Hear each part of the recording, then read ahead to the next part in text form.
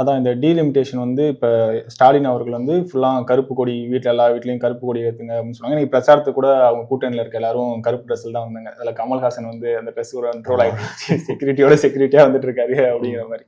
இந்த தொகுதி மறுசீரமைப்பு இது பண்றது மூலயமா இப்ப ஆக்சுவலா என்ன கான்செப்ட்ல பண்ணுவாங்க அப்படின்னு எதிர்பார்க்கப்படுதுன்னா மக்கள் தொகை கணக்கெடுப்பு தான்.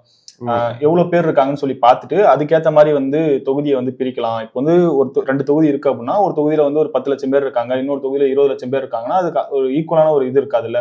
ஸோ இப்படி கரெக்டா ஒரு ரெண்டுத்துலயுமே 10 லட்சம் எக்ஸாக்டா வேல்யூ அந்த அளவுக்கு கொண்டு வர முடியாது. பட் ஓரளவுக்கு சமமா பிரிக்க முடியுங்களா? அப்படி பிரிக்கலாம் அப்படிங்கிறது பிரிச்சு அதன் மூலியமா தொகுதிகள் இன்க்ரீஸ் பண்ணலாம். 543 தொகுதியா இருக்கிறத 850 தொகுதியா மாத்தணும் அப்படிங்கிறது தான் மேல சென்ட்ரல் கவர்மெண்ட் பிஜேபி சைட்ல பண்றாங்க. இது பண்றது மூலமா அதான் நீங்க சொன்ன மாதிரிதான். இது பண்றது மூலமா நாளைக்கு தமிழ்நாட்டுல ஏதாவது நாடாளுமன்றத்துல இப்ப வந்து ஏதாவது ஒரு திட்டம் தமிழ்நாட்டுக்கு கொண்டு வரணும், இல்ல நம்ம ஒட்டுமொத்தமாவே நம்ம இந்தியாவுக்கு ஏதாவது ஒரு திட்டம் கொண்டு வரணும்னா நம்ம சைட்ல இருந்து நம்ம எம்பிக்கள் அதை பத்தி போயிட்டு அங்க அதுக்காக பேசுவாங்கல்ல. சோ இந்த மறுசீரமைப்பு தொகுதி சீரமைப்பு பண்ணக்குள்ள என்ன ஆகும் அப்படின்னா நம்ம சைட்ல இருந்து வாய்ஸ் அங்க போகாது.